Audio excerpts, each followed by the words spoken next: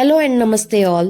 We are the founders of Growth Circle, here to bring you inspiring stories of women entrepreneurs. In today's episode, we have a very special guest, Isha, who's the founder of Noor by Hansa.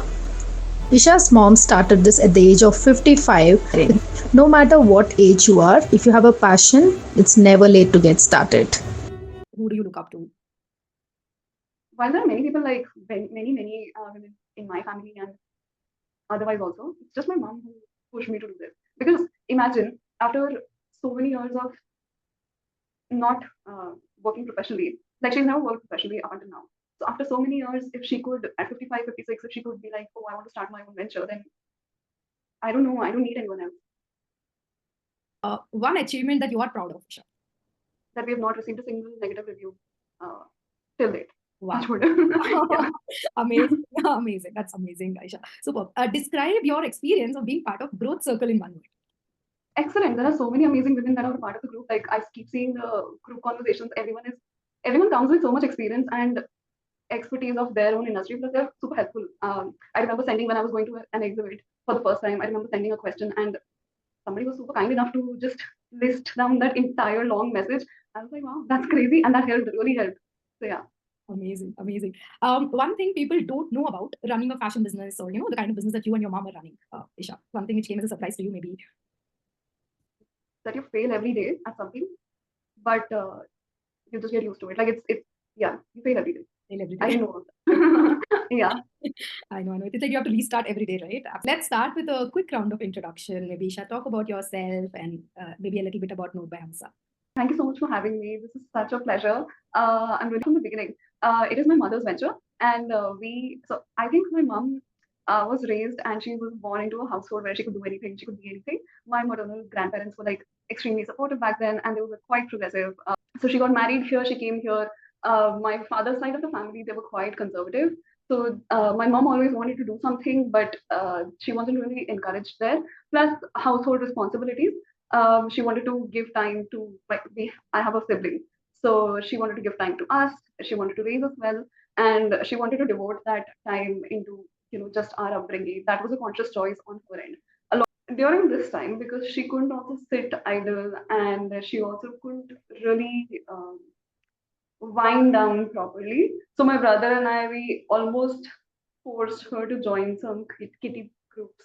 So then she was like, you know what, I probably will be getting like a hand painted sari. I'll make that myself for my next kitty.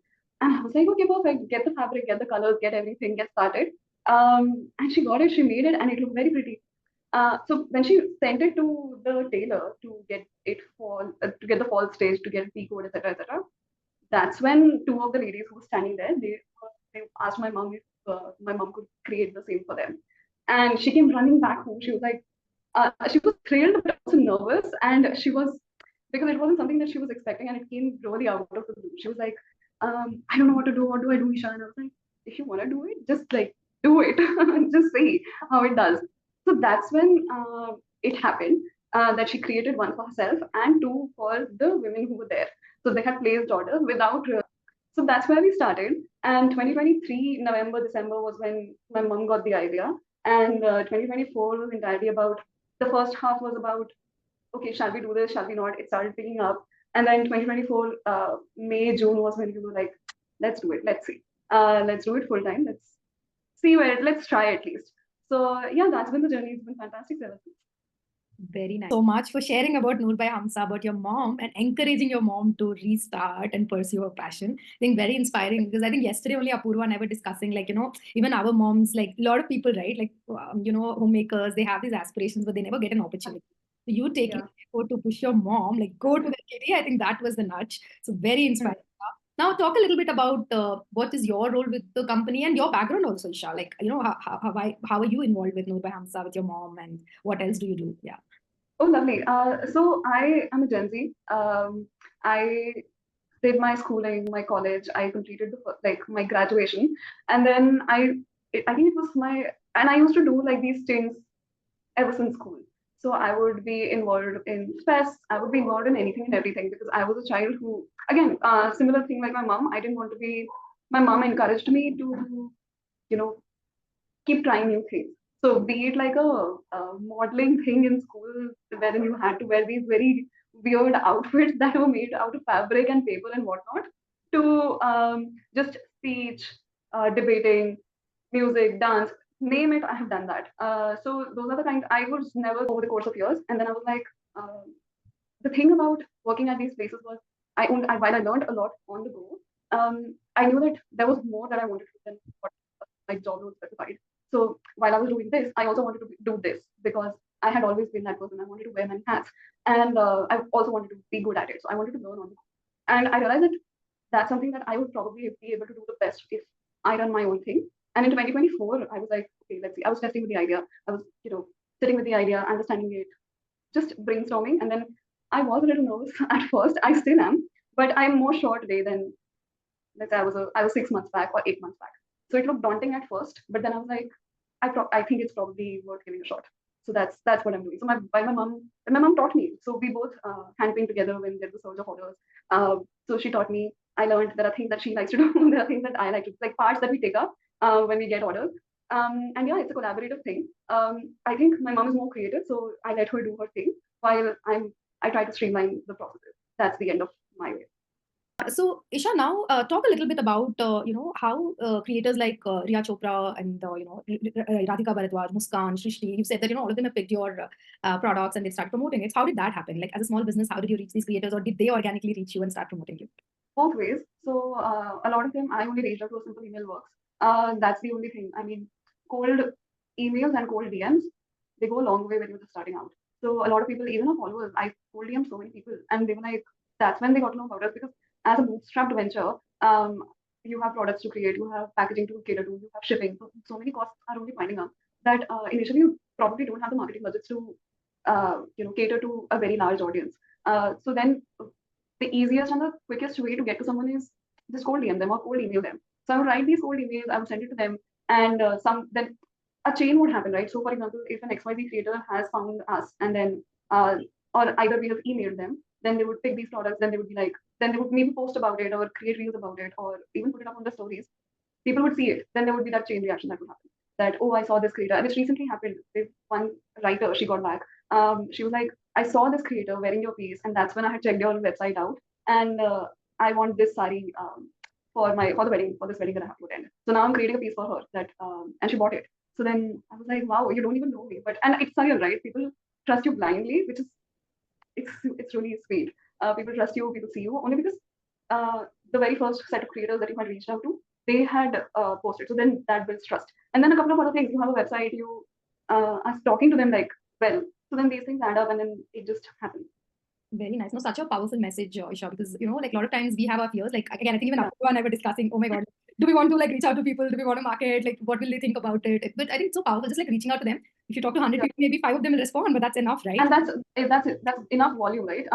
It's similar to what happened with us, right? Exactly. I didn't know you didn't know me, but we randomly got connected, and here we are, we're doing this. Exactly. So with enough, I think most of the times we build these things in our head, and most of the times people are glad that they've like been able to connect with. That's something that I have learned over time. That even if 5 people are getting back, they're glad only that, oh, thank you so much for reaching out. So yeah. Very nice, very inspiring. And Isha, now talking a little bit about communities, you are part of the Growth Circle community. You mentioned you're also looking to create spaces for women. That is something you have in your roadmap for this year and next year, right? You're talking about being a startup for women, run by women, and you want to create those safe spaces. Can you talk a little bit about that? What's your vision behind it? It comes from mom only. Like I saw her struggle with finding a space for herself. Like even within the family or the extended family, there would be many. I think it's very pervasive that women don't find spaces for themselves, or they don't. And by spaces, I don't mean just like physical spaces, but even emotionally, mentally, effort-wise, probably, especially this mothers and people, mothers and just married women, they don't allow themselves the time to be. So they won't sit idle. They probably don't have the time to sit idle, and after a point of time, they would stop finding that time. They would stop working for that time. That okay, this hour is just mine. They would stop fighting for it. So I saw that with my mom. That my brother and I had to force her legit for 4 days, and it was a full.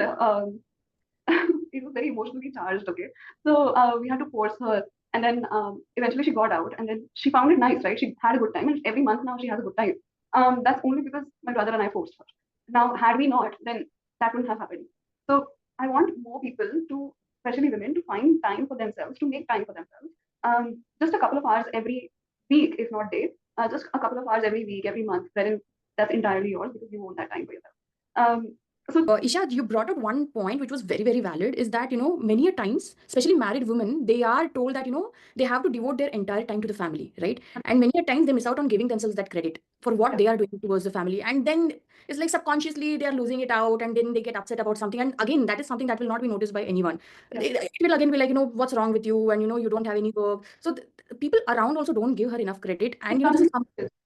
Yes, so I think that is a very valid point. In fact, that is the main reason that we, as in me and Sindhu, also started this community, because, on that note, Isha, with so much of competition in the market, what makes Noor By Hansa stand out?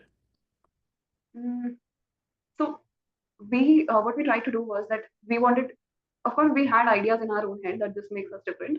What we tried to do was speak directly to the customers who were buying that thing, and also our followers, people who were not buying, but they just stuck around from the beginning. So we picked a few people, started speaking to them, especially we got on calls with them, and they lasted like 30 minutes, 40 minutes, 45 minutes long. And I would just simply ask them, why did you purchase it? Or why are you following us? What is something that you would want to see more of? What's something that you want us to improve on or do more of, or just feedback in general. And we were told two things. One is, of course, they were like basic things like packaging. That packaging is really good. Two things were that the mother-daughter connect was something that really spoke to people, and they wanted to see more of that. So they were like, please post more of your production videos, your hand painting videos, your mom doing something, you doing something. What is your everyday? What does your everyday look like? Which we are trying to work on more. Um, that's one thing. The other thing was product wise. People were like, we don't see this intricate hand painting anywhere. At least in the price point that you are trying to capture, we don't see this intricate. We don't see detailing. We don't see outlining. We don't see these heavy motifs. We don't see just the patterns that, because we make it ourselves. So we were like, we want to give a range of very intricate, heavy, well done, something that's taken long to create for people to wear. So that's something that these are the two things that people come up with repeatedly, that they don't see these kinds of products anywhere. Like the motifs are very different from what you would find in the market, and just a story that a mom at 55 has started this. No, that's a powerful story. I think nowadays a lot of people connect to the branding, right? Like the story itself, like this is handmade by your mom and you with love, and like you said, it's not fast fashion. It's like unique to you, right? So I think like you are the brand. I mean, you and your mom are the brand in a way. People connect to the story and then they buy the product. And that's why they keep saying, okay, please post more with your mom, post more with yourself, show your faces, all of those things. They were like, yeah, that's a feedback that we are trying to work on. That's not something. So yeah, we have hand painted sarees and we have hand painted dupattas that you can wear with your suits.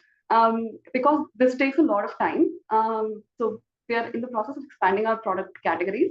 But at the moment, we have some loungewear, which one is something that I'm also wearing currently. We have our loungewear and kurta sets. So these are something that you can wear to work, you can wear at home. These are super comfortable, and these are made for Indian body types, just like from softest cotton, from the softest fabric, which would also look good. We are only working in the Indian wear space. So the only reason why is because my mom and I love sarees. Like, if given the chance, we would wear sarees every single day. We'll be all decked up with like jewelry, bangles, sarees, etc. Gajra. We have a website, and it's www.noorbyhansa.com. Hansa is my mother's maiden name, so it's by her. And noorbyhansa.com is where you can place orders directly. We ship pan India. We also ship internationally, but you would need to like get in touch with us on WhatsApp or Instagram in order to make that happen. We usually best way to order. If in case you're looking for something customized or something different, then maybe you can get in touch with us on Instagram by the same handle, Noor By Hansa.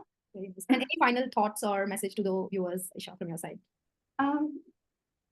Just for women, because I'm very, I just hope that we find their spaces. So if anyone is interested in building something, it doesn't have to be like too big or too huge. But if there is a passion or if there is an aspiration that you could fulfill earlier, there is always today and there is always the next day.